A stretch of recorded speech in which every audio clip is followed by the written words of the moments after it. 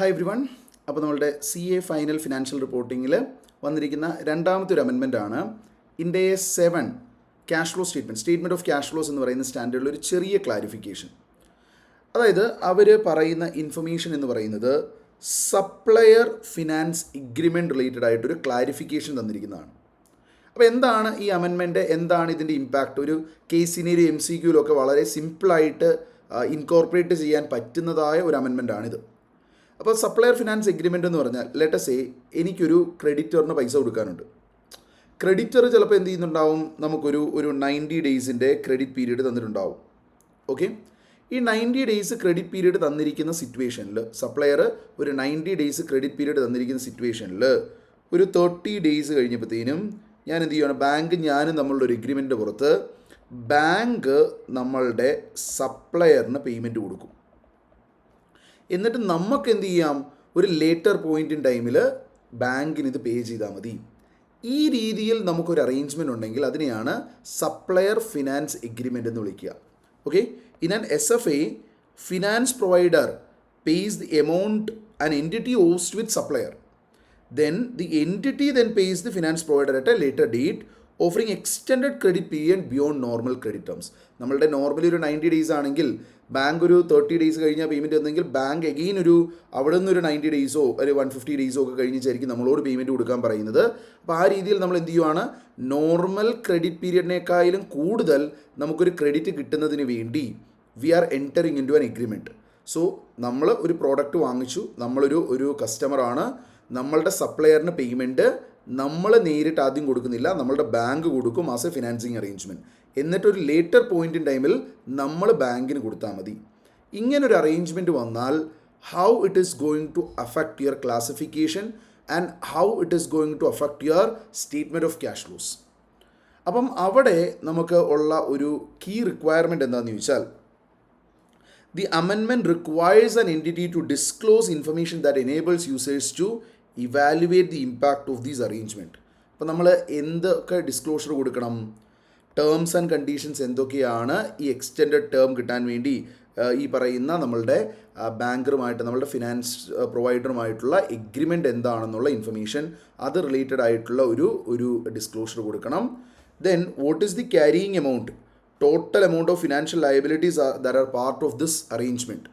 അപ്പോൾ ഇതിൽ നമ്മൾ നോക്കിയാൽ line item in balance sheet where the liabilities are presented. Okay, നമ്മൾ ഫിനാൻസ് പ്രൊവൈഡർ നമ്മളുടെ ട്രേഡ് പേയബിളിന് പേയ്മെൻറ്റ് കൊടുത്തു കഴിഞ്ഞാൽ പിന്നെ അതിനെ ഒരിക്കലും നമുക്ക് ഏതിലിടാൻ പറ്റില്ല, നമ്മളുടെ ട്രേഡ് പേയബിൾ എന്ന് പറയുന്ന കാറ്റഗറിയിലായിരിക്കില്ല.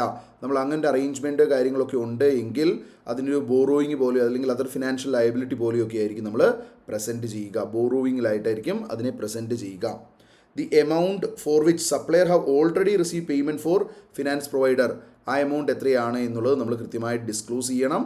ഇനി നമ്മൾ payment due date, a comparison of range of due dates for liabilities under SFA versus comparable trade payable, അതിൻ്റെ ഒരു ഡിസ്ക്ലോഷർ നമ്മൾ കൊടുക്കണം.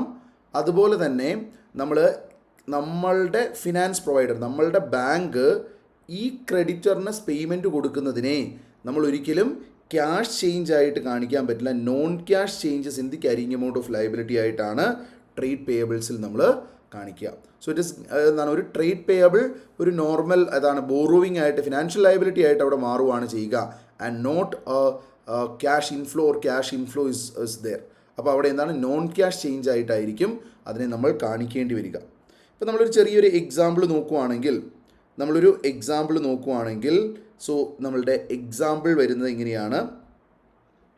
നമുക്ക് company X purchases goods worth 1 lakh from supplier Y on 90 days credit. ഇനി company X enters into an SFA with bank Z.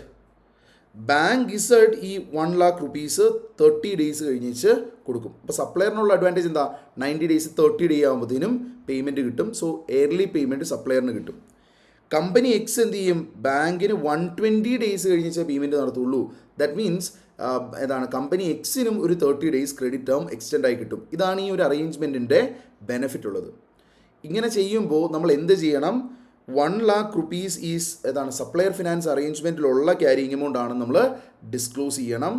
ഇനി ഈ പറയുന്ന 1 ലാഖിനെ നമ്മൾ ബോറോവിങ്സ് ആയിട്ടാണ്, ട്രേഡ് പേയബിൾ ആയിട്ടല്ല നമ്മൾ കാണിക്കുക. ബിക്കോസ് എന്താണ്, അതിൻ്റെ ടേംസ് സിഗ്നിഫിക്കൻ്റ്ലി ചേഞ്ച് ചെയ്തിട്ടുണ്ട്. നമ്മുടെ സപ്ലയറിന് ഗുഡ്സോ സർവീസോ തന്നതിൻ്റെ ടുവേർഡ്സ് പോകേണ്ട ഒരു പേയ്മെൻറ്റ് അല്ല ഇപ്പോൾ അത്. അപ്പോൾ അതിനൊരു ബോറോവിങ്സ് ആയിട്ടാണ് നമ്മൾ കാണിക്കേണ്ടത്. ഇനി നമ്മുടെ liquidity risk, company X must highlight that payment is now due to the bank on day 120 versus not on day 30. ആ ഒരു സംഭവം ബാങ്കിനാണ് പേയ്മെൻറ്റ് കൊടുക്കേണ്ടത് എന്നുള്ള ആ കാര്യങ്ങൾ ഡിസ്ക്ലോസ് ചെയ്യണം. ക്യാഷ് ഫ്ലോയിൽ ബാങ്ക് സപ്ലയറിന് ഡയറക്റ്റ്ലി പേ ചെയ്യുമ്പോൾ അതിനെ ഒരു നോൺ ക്യാഷ് ട്രാൻസാക്ഷൻ ആയിട്ടാണ് കാണിക്കുക. ഇനി കമ്പനി എക്സ് ബാങ്ക് ഇസഡിനെ പേ ചെയ്യുമ്പോൾ അത് ഫിനാൻസിങ് ആക്ടിവിറ്റിയുടെ കീഴിലുമായിരിക്കും കാണിക്കുക. അപ്പം ഈ രീതിയിൽ നമുക്ക് സ്ട്രക്ചർ ചെയ്തൊരു അറേഞ്ച്മെൻറ്റ് വന്നാൽ അതാണ് സപ്ലയർ ഫിനാൻസ് അറേഞ്ച്മെൻറ്റ്. അപ്പോൾ വളരെ സിമ്പിളായിട്ട് പറഞ്ഞാൽ സപ്ലയർ ഫിനാൻസ് അറേഞ്ച്മെൻറ്റിൽ ചെയ്യേണ്ട കാര്യം എന്താണ്, സപ്ലയർ ഫിനാൻസ് അറേഞ്ച്മെൻറ്റ് വന്നിട്ടുണ്ടെങ്കിൽ അത്രയും പോർഷൻ പിന്നെ ട്രേഡ് പേയബിൾ അല്ല നിൽക്കേണ്ടത്, it should be under borrowing. First point. Secondly, trade payable ഈ പറയുന്ന സപ്ലയറിന് നമ്മളുടെ ബാങ്കർ ഈ ഫിനാൻസിങ് അറേഞ്ച്മെൻറ്റ് പുറത്ത് പേയ്മെൻറ്റ് കൊടുക്കുമ്പോൾ അതൊരു ക്യാഷ് ഫ്ലോ ആയിട്ട് ക്യാഷ് ഫ്ലോ സ്റ്റേറ്റ്മെൻറ്റിൽ കാണിക്കാൻ പാടില്ല. നോൺ ക്യാഷ് ട്രാൻസാക്ഷൻ ആയിട്ടേ കാണിക്കാൻ പാടുള്ളൂ. നമ്മൾ ട്രേഡ് പേയബിൾ ബോറോയിങ്സ് ആയി മാറിയ ഒരു നോൺ ക്യാഷ് ട്രാൻസാക്ഷൻ ആണത്. ആ ഇമ്പാക്റ്റാണ് നമ്മൾ കൺസിഡർ ചെയ്യേണ്ടത്. ലാസ്റ്റ്ലി, അങ്ങനെ ഒരു ട്രാൻസാക്ഷൻ വരുമ്പോൾ, അങ്ങനെ ഒരു പെർട്ടിക്കുലർ ട്രാൻസാക്ഷൻ വരുമ്പോൾ അതിൻ്റെ അവസാനം സെറ്റിൽമെൻറ്റ് നമ്മൾ ബാങ്കിന് കൊടുക്കും. നമ്മൾ ബാങ്കിന് കൊടുക്കുന്ന ആ പോയിന്റിൽ എന്താണ്, അത് ഫിനാൻസിങ് ആക്ടിവിറ്റി ആയിട്ടാണ് കാണിക്കേണ്ടത്. So this is the amendment with respect to supplier finance arrangement. Okay, വളരെ സിമ്പിളായിട്ടുള്ള വളരെ ചെറിയൊരു കോൺസെപ്റ്റാണ്.